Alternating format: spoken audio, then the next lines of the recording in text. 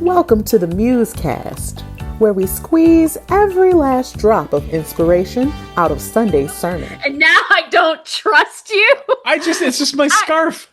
Okay, why do you need a scarf? It's 70 degrees. I'll tell you, that's a good point. And I understand why you would be wondering, what does Dan need with a scarf when it's 70 degrees? Because that's not normally scarf weather. However, in this technological world where we have things like this, and this pop filter is inadequate.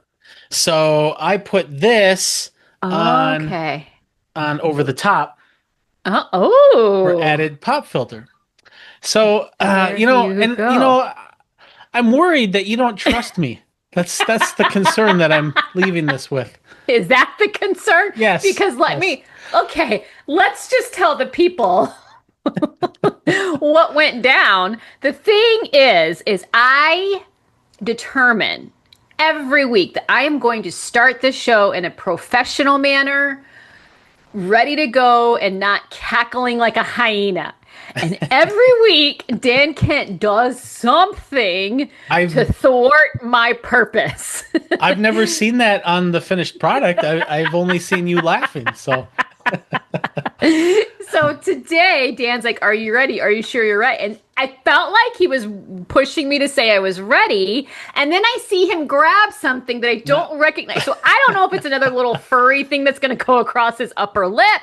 I don't know if it's a weird kind of hat. I don't know what's going on. So the suspicion is there. It's there. I'll work on that in therapy. Yes. Maybe. Yes. But I feel like I'm justified in my suspicions. You might be justified. Well, and all of that is a distraction because I did want to congratulate you on the marriage of Taylor Swift and Travis Kelce, which we have not had a chance to really, discuss. So congratulations on that. I know that she's a good friend of yours. And my personal best friend, Taylor Swift. Engagement. It's not yet a marriage. It is an engagement. They are in the betrothal period, doing things very biblically. Very biblically, I could only assume. Good. Well, I mean, it's a no-lose situation for her because either they end up getting married and it's happily ever after, or it doesn't work out and she comes out with a new album and there's no loss there. So it's great. It's all roses and she's gonna be good. She's gonna be good. Well, thank you for that, Dan. That's so kind and caring of you. Shall we welcome everyone officially? I think so. Okay, great. So. Happy Muse Day, everyone. Welcome. That gentleman is Dan Kent. Columbo behind him. Some amazing artwork there as well. I love seeing it all. It's good. I'm Shawna Boren, and we are the MuseCast. This is where we come every week to continue the conversation from Sunday sermons at Woodland Hills Church. And this past Sunday, the good Dr. Gregory Boyd was back. He didn't have the boot on his foot. He didn't stub his toe. All was well. No one stepped on his foot. And he kicked off our latest series. It is a sub-series within our discipleship arc, and it's called Love Is. And I really liked the setup of the series because I agree that people will hear Love Is or hear, they're going to do a series based on 1 Corinthians 13. And I think a lot of assumptions come right away. And so I thought it was great just to kind of set everything up, let people know why we're doing this, what we're doing. And so good job all around. Definitely. Team, with which Dan is a part of, setting, crafting these things. And then Gregory laying it out there for us for week one. Definitely.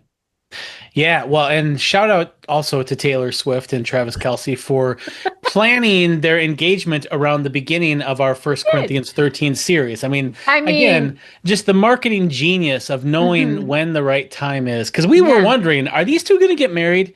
And we're like, you should pop the question by now. But they knew what they were doing. They knew that we were starting 1 Corinthians 13 now. And they're like, let's just wait. Let's wait until they start that series because then it'll just be perfect. So it all works together. Yeah, beautiful. It's perfect. Beautiful. See, when you're besties with T Swift, what can occur? Yeah, she hasn't been to the actual church yet, But I'm sure she watches the MuseCast. I mean, I am confident she Yes. watches the MuseCast. I mean, Yeah. come on Yeah. now. These Good. summaries that Dan gives, I'm That's right. telling you, worldwide, famous. Everyone yeah. wants them. That's right. So this first sermon in the series, Greg titled "A More Excellent Way," and I will say that I had some naming regret because that really is a good name for the entire series, "A More Excellent Way," and I think I was the one who originally proposed "Love Is," and I feel like I could have done better. I think that Oh. this would have been better. So great A name more for excellent way. Yeah. yeah, Listen, definitely.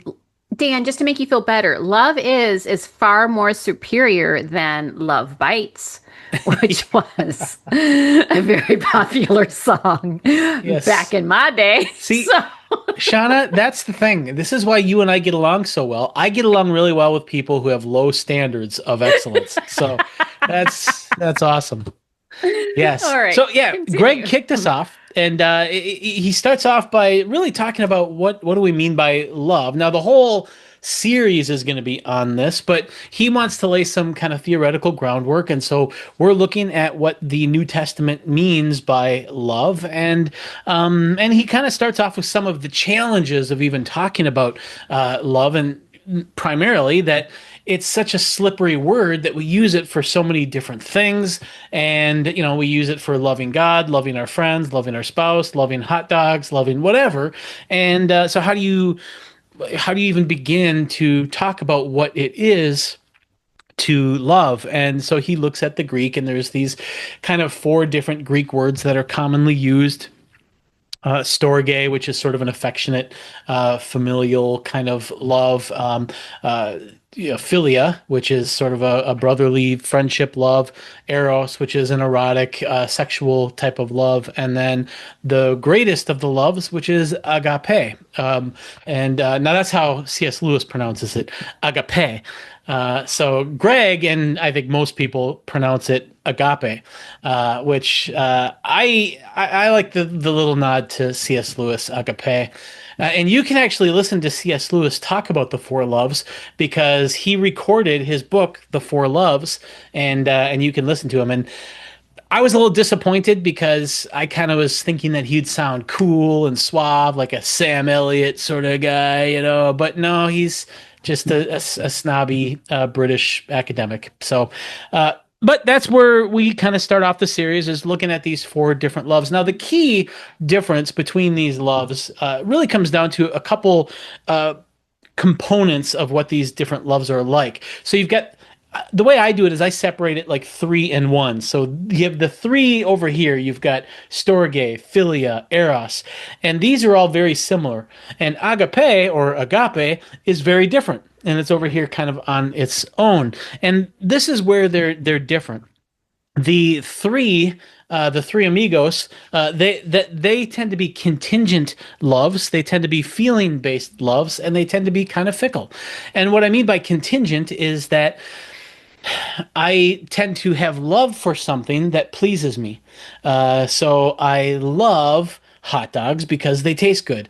I love my dog because he's fluffy and I think he's fun, and I like the way he presses his forehead against me to give me a hug and things like that, and it's just like, it's contingent. If my dog instead was growling all the time and tearing up furniture, well, sorry, I don't love that dog, and so it's very feeling based. It's very contingent on that, and that means it can be a very fickle love, and that's true for all of the 3 amigos loves. That's true for storge, philia, and eros, and probably the most fickle of all the loves is eros, which is that kind of sexual sort of love. Now, agape love is different in that it is not contingent. It's contingent on the choice. When you agape, you choose to do it, which means that you do it even if you don't have those good feelings, even if it's hard to have that love for the other, and that's agape. Now, when you look at God's love, and when John tells us that God is love, the word that's used there is not eros or storge or philia, it is agape. God is this covenantal sort of commitment based love that is not contingent, and it's not feeling based, which means also that it's not fickle. It's steadfast and grounded and secure. Now, what's interesting is when you come to First Corinthians, then Paul is writing to this group of people who they are a mess. Talk about fickle, talk about feeling based, talk about just like, a leaf in the wind. They just go wherever their feelings, lead them to go. And it leads to all sorts of relational issues. It leads to lawsuits. It leads to sexual promiscuity and sexual perversions. And it just leads to all sorts of like relational woe. They're a mess. I mean, they really are. And he comes in with this love message, I think, to ground them and get them back to something that's more steadfast than the fickleness that they are wrapped up in. And so he comes in with this message of a more excellent way. You need this better love. You need something more grounded than what you have right now. And so he starts off chapter 13 by saying, look, not only is this a more excellent way, but it's the only way that is meaningful. He talks about how, you can be a speaker of tongues, you can do magic tricks, you could do whatever, you could be a total hotshot, but if you don't have love, it's meaningless. Love is the thing that gives everything else its meaning. And so that's sort of Greg's setup then for 3 points that he makes in his sermon. The first one is that because agape has this sort of life-giving nature where it makes everything else meaningful, for that reason, it is the greatest of all the virtues. The second kind of takeaway that he has is that this type of love really is what we are created for. We're created to have this agape love for one another. And this is part of what it means to be in the image of God, the God who is this agape love. And if God is agape love and we're created in his image, well, then we too are meant for agape love. And then the third point he says is that agape is the bond that makes us one. It's when we have agape love for one another, that relationship takes on an entity or a reality of its own that transcends the people who are in the relationship. There is a oneness that's created between the two, and that oneness is a distinct thing from the people. It is a real entity. And so when we are the body of Christ, we come together with agape love, and this body of Christ is created amongst us. It isn't us, but it's contingent upon us having this agape love. And so that's part of, learning to love together really is pursuing this type of connectedness and this type of kind of unity, which can only happen through this particular kind of love. And then he closed the sermon off by looking at our fall ministries, where we have all of these different opportunities where people can get involved and have connections and build relationships. And so it was really perfect timing, not only for Travis and Taylor, but also for Woodland Hills Church, which, good job, Greg. That is my summary. What did you think of Greg's first kickoff sermon for this series? Good job, Dan, with that summary. And I really am so thankful. Let me just say this. I am so thankful to be a part of Woodland Hills Church, to be a part of this body. I am thankful that Greg gets up there, and you and I both know how incredibly intelligent and gifted he is. And to see him just express gratitude and thankfulness to be a part of this church. It makes me thankful and grateful to be a part of this church. And I just thought that was a really a nice moment for him to start the Love Is series by expressing his love and gratitude for the community. And what a great Sunday, just to have the kickoff of all the ministries and just opportunities for people to get involved, to be served in some ways, but also to serve in many ways. And I just thought that was it just all came together really beautifully. And so in regards to Greg's sermon, like I said in our intro, I'm just really thankful for the setup of like this isn't what you think it's going to be.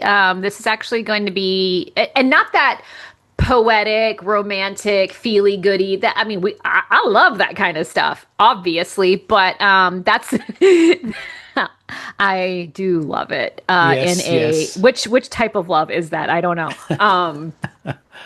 But I'm very fond of it. And so, but I do think it's important to be like, hey, this is a discipleship series. And so these are things that we need to be mindful of. Why? Because there are going to be instances where this stuff doesn't pop up naturally for us. So we need to discipline ourselves. We need to train ourselves to walk in love, to understand the agape love of God that envelops each of us, and our call to in turn be in agape love relationships. And those are choice-based things. And in a society and a time when it's so easy to walk away from people and relationships and situations, the call to stay, to choose to stay, to work things out, I think is really powerful. And even more so today when things are so divided and so polarizing, it's so easy to be like, forget you, forgot you, never thought about you. But that's not our call. Like, you know, and this isn't just about marriages. This is about what it means to be in community with one another. And so I just thought it all kind of worked together really nicely. Yeah. I loved the sermon. I appreciate the honesty about he and Shelley and some of their times of strife and trouble, but how they worked through those things. And really just kind of giving us a peek at what was happening to this community in Corinthians. Remember, this was a letter written to an actual church body again, and they were experiencing some shenanigans, not shenanigans. Those are different. Shenanigans. There was some strife. There was some chaos. They were, you know, big wigs, as Dan would say, doing all these, you know, big showy things. And but when it wasn't rooted and based in love, they had to be called out for that. And so, yeah, I thought it was a great way to start the series. I'm looking forward to it. And I do think hopefully people are beginning to see like, this is a rich and important topic. And it will be valuable moving forward as we are encountering just all the various things that we encounter in our world today. Yeah. I think that's really well said. I think that's exactly right.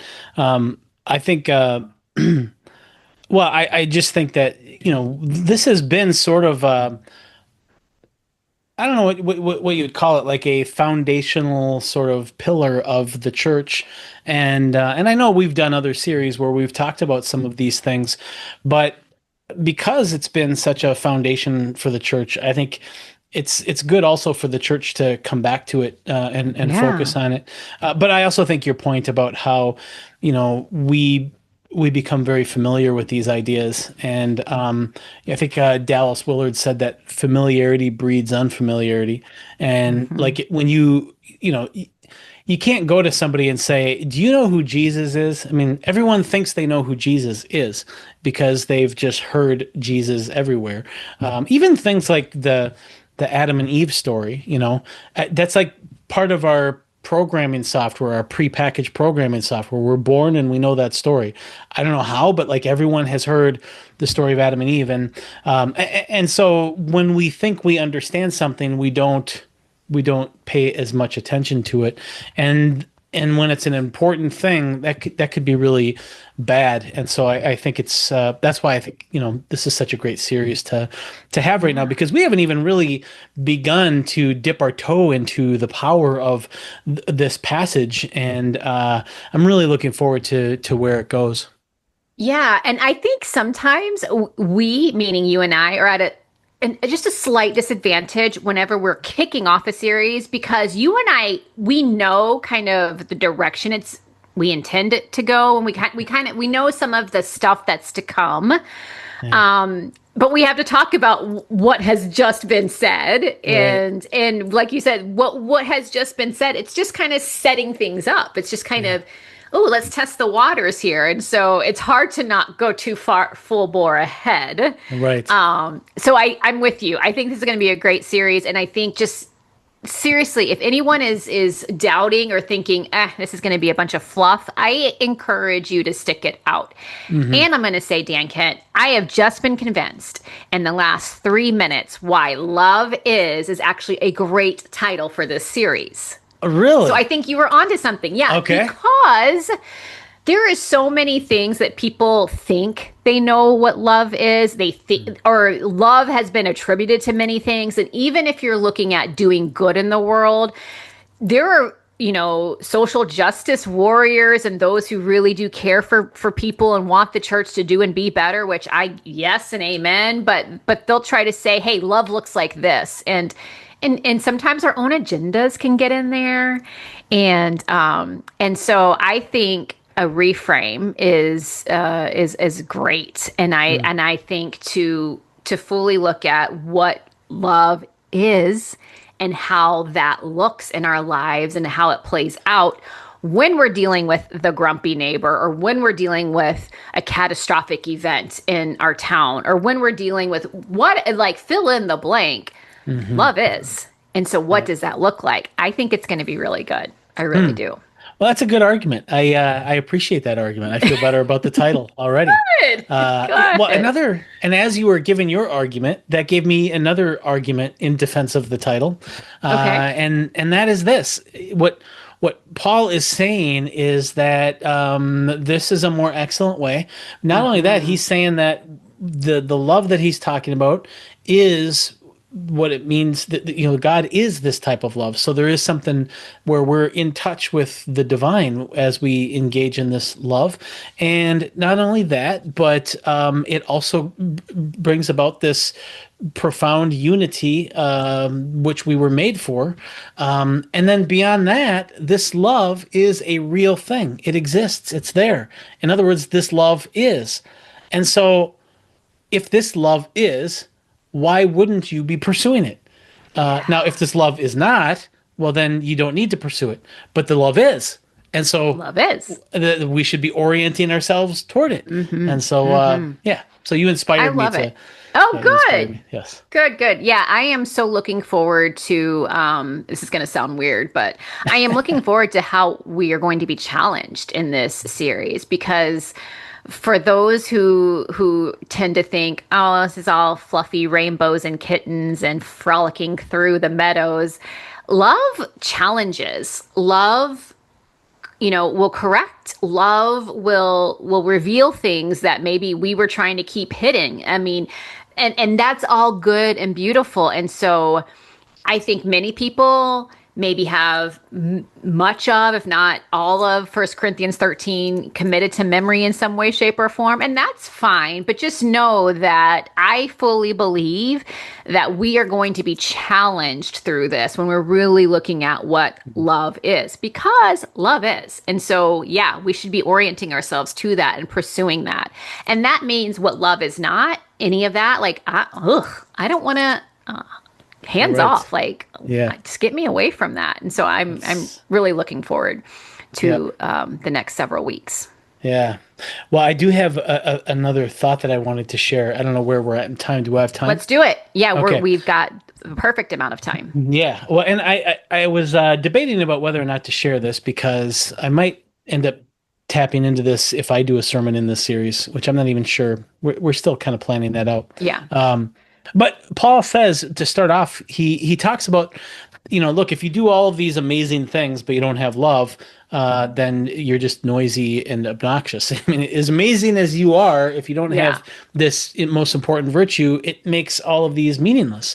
And what's interesting about that is the things that he mentions. He says, if you speak in tongues, the tongues of humans or of angels, that is, if you have like these spiritual gifts that everyone can witness and see, if you have this gift of prophecy, or if you are able to fathom mysteries, or to kind of like, what would you say, like fish or gather all knowledge. That is, you're just really smart, and everyone can see just how sharp and intellectual you are. Or if you have a faith that can move mountains, that is, you are able to do big and mighty things with your gifts. Or if you give all of your possessions away to the poor. These are the things that he sort of highlights. And I think that those types of things are the very things that we use to get life in this world. We try to get life by virtue signaling, by doing social justice stuff for show, just for so everyone can see. And I'm thinking of like the photo ops in Africa with the poor people and all of that. And or we try to get life from our intelligence and look at how smart I am and how I understand all the mysteries and all of that. Or look at all the big accomplishments I've made, where I started this organization and now I am sending a barge load of stuff to here and there, which is a good thing, but without love, it's just meaningless. And it's interesting that he points to these types of things, which I would suspect are probably the places where we try to get that kind of spiritual life from. And if we don't do it with real love, then it's meaningless because we're just doing it for ourselves. Ah, that is so good, Dan. I love that thought. And I kind of have a feeling that that's a thought we're going to keep circling back to Yeah. throughout this series. And it made me think of actually a story I just heard. And now I think I'm going to save that for my nugget. So there All we right. go. To be continued. But so listen, this is week 1. And so of course we're just getting started. And like we've said, Greg was just kind of setting the table for us. And we'll get into the more nitty-gritty stuff and discussions. And so it makes sense that there's not a ton of initial questions, but I'm sure those will come and we'll have more to talk about. So no worries there. I also want to say I was told on Sunday by someone who attends in person that one of the reasons why they don't ever send in questions to us is because we always naturally just answer whatever questions they have. Nice. That was so kind. Yes.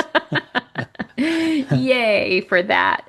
So yeah, I think there will be much more discussion to come. I think we'll have some things to dive into. And I love ending this main part of the show with that thought that you just shared, because I think that's really big and good. Good. All right. Well, does that mean that it's... I mean, okay, nugget time. Okay. How can I nugget first? Just because I don't Yes. want to forget it, since it No, okay, listen. And it really is, it's based off of what you were just sharing. I was watching a video of someone, a social media influencer. I think we all know what those are. There are people who are paid quite handsomely, I found out, to promote certain products or ideas or things on social media, especially if they have a lot of followers. And so there is this one person who is a social media influencer, and there was another influencer that was in town visiting them, and they were going somewhere. And this gentleman, he was talking about how every day when he goes to his favorite local coffee shop, there's a homeless gentleman that's there, an unhoused person, and he has, intentionally struck up a relationship with him and we'll get him coffee and just talk with him, and just trying to get to know him as a person, and just interact and engage with him and stuff. And it was a really precious relationship to him. Well, this other influencer that was visiting saw it as a photo op, and so wanted to take pictures and take videos and post it on their socials. And so the dude was like, that's not why I'm doing this, and I don't feel comfortable with that. And she was like, okay, fine, I'll edit you out of it, and it'll just be me. And, and he was like, no, like, that's not what I'm doing here. And so it just made me, first of all, go, ugh. Thankfully, this dude was like, yeah, no, that's not cool. We're not doing that. But then it really kind of makes me be mindful of, it's so easy to go, oh, I would never do such a thing. Like, I know that that's not the point of serving other people and lending help to others less fortunate. I would never. But before I get on my high horse and think I'm all that in a bucket of chicken, I have to remember that there are ways in which maybe I do not have a proper or pure motivation for what I'm doing. And so it was just a good reminder to, no matter who you are, where you are, no matter what it is that you do in the world, and it doesn't matter if you're uber talented and have thousands upon thousands of followers, or you're just more quiet and you're doing, just quiet things in your sphere of influence. The motivation has to be love for others. It has to be an overflow of the love that God has for us flowing through us to other people. That has to be the motivation, or it doesn't matter. You're just making noise. And so while it was very easy for me to have my thoughts about that particular influencer, it was also a good moment to go, okay, Shawna, but also make sure that your motivations are pure. Make sure that you are moving from that foundation of love, and not just feel good, the true choice-based, others-oriented, covenantal love, because that's what is going to matter. That is what's going to be sustained forevermore. And a lot of the other stuff, that's just noise. And I also feel like when we're all functioning from love, operating from love, that equalizes everything. There's no greater than, better than, more talented than, blah, blah, blah. No, it's we are all loved by God and should love others as we are loved. And so kind of a floaty, all over the place bit of a nugget, not as succinct and compact, but that's what I got for you. Look, at sometimes floaty and all over the place. That's the way it has to be. So there you go. Yeah. No, I thought that was a good nugget. And I mean, hey, it's really easy, especially, when you're doing something good, you want to be a role model. You want to send, put those positive vibes into the world. Look at what I'm doing here. And it could easily, I can see where that could be easily twisted into just self-glorification and kind of missing the point. And so I like the fact that you called that out, but then also recognized all of our vulnerability to that. And I think that's wise. Yeah. For me, my nugget is one that I've shared before. And I think it's a good one to kick off the series with, because I think it is so foundational. And that is simply this. Greg talked about the fact that we are made for this kind of love. And so we tend to think, and it's true, that if we're in an agape love relationship, that means that we're receiving agape love from others, and we can get fed from that. And there's something that's very fulfilling for us being in an agape love relationship, and that's all true. But sometimes people have a hard time feeling that they're getting agape love reciprocated, and they have a hard time feeling like they've actually been fed from that, and sometimes it's because, for good reason, because they are in relationships with people who, for one reason or another, are not reciprocating that type of agape love. And for that, I just say this: because we're made for agape love, I think that we can still get fed by agape love, even if we are only giving it. And that, I just, in my mind, is so powerful because that means if I can tap in to the nourishment of my outgoing agape love, well, then I will never starve because I can always give that at any time. I can't guarantee that people are going to reciprocate it. I can't guarantee that people are going to be affectionate or anything, but I can have control over my own agape love. And so if you can get tap into that and get nourished from just doing what God has made you to do, man, that's powerful because you have total control over that spiritual nourishment. And yeah, and I think that's part of the superpower of being a follower of Christ. That is my nugget. I love it. Thank you, Dan Kent. Hey, why don't you show the folks? Because we know that comments will come, we know questions will That's come, right. and discussion points will come.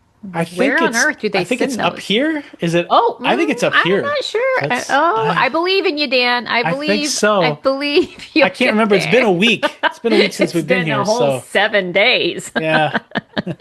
MuseCast at whchurch.org is where you're going to send those. And we would love to dive in further with your questions and comments. Hey, thank you everyone for being a part. We don't take this lightly that you would give us your time every week to come have these discussions with us. Thank you to everyone who was around on Sunday to get plugged into various ministries. I think that's amazing. And for those of you who are parishioners who can't come through the doors because you're too far away, just know that there are always opportunities to continue to stay plugged in online as well. That is a beat of our heart to always think of you guys because we wouldn't be where we are without you. And that's the in-person folks and the online folks. So we're That's just right. super appreciative. That's right. All right. Dan Kent, wave bye to everyone and tell them to have a great week. Have a great week, everybody. There we What go. about your puppet? What the heck? Yes. Now what should I do? What should I do with this arm now? Let's see. You could probably put it down. It's Okay, fine. thanks. Thanks. All right, see you guys. Bye, guys.